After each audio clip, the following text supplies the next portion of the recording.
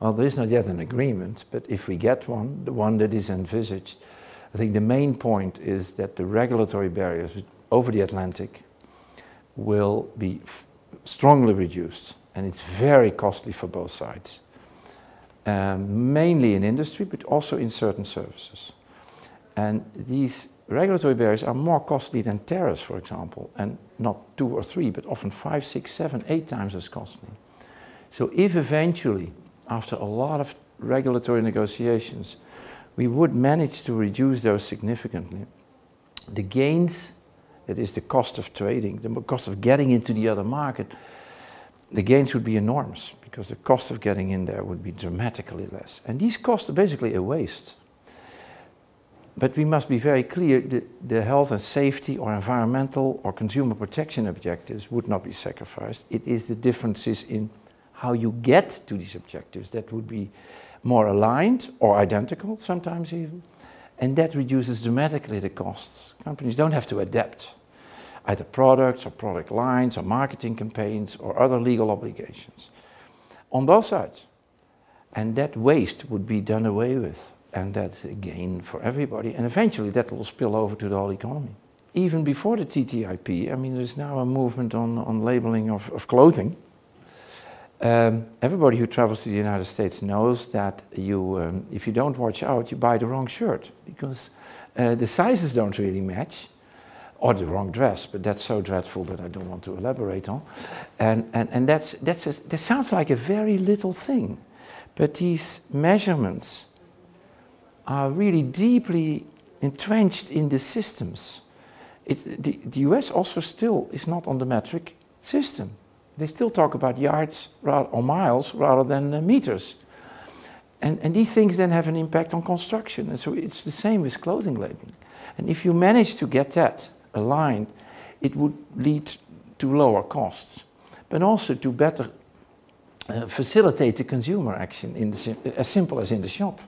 But also in construction. This is a major problem in construction.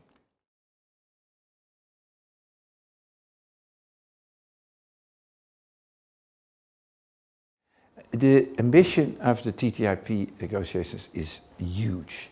And the reason for that, it is much more difficult than tariffs. Regulatory barriers are much more difficult to tackle. And there are many, many areas in which so the negotiations have an enormous scope. Let me give you an example. When the EU delegation flies to Washington for the negotiations, because they do that on and off, there are way over 100 people in that plane. Some 35 trade negotiators, but way over 60 to 70 regulatory specialists from all the various areas. And they meet at least as many in Washington. This is vast.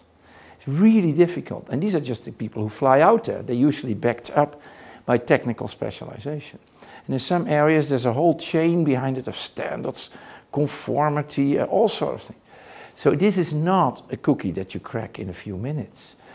But, and therefore it cannot be done before the summer, as Commissioner de Gucht is still hoping. But I guess he also realizes that. The momentum is good, but it is way too early at the moment to judge. So one thing that you might imagine, that's not sure, is that it will go in 2 or 3 steps. And that they pick what is called the early low-hanging fruit, an early harvest of low-hanging fruit, the things that can be done relatively easy as long as there is political will. And later the going gets harder, but not necessarily impossible. But that will take several years, and the same political will must be kept. That is, in the US Congress, the next European Commission, the next European Parliament in September. So, no, easy, it's not going to be easy.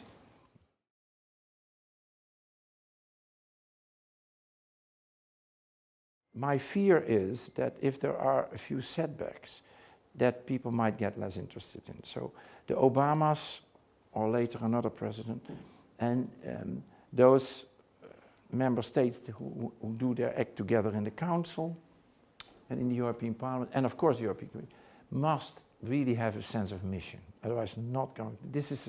It's an uphill thing. So the excitement is the top of the hill. That's what we're excited about. But the climb is tough.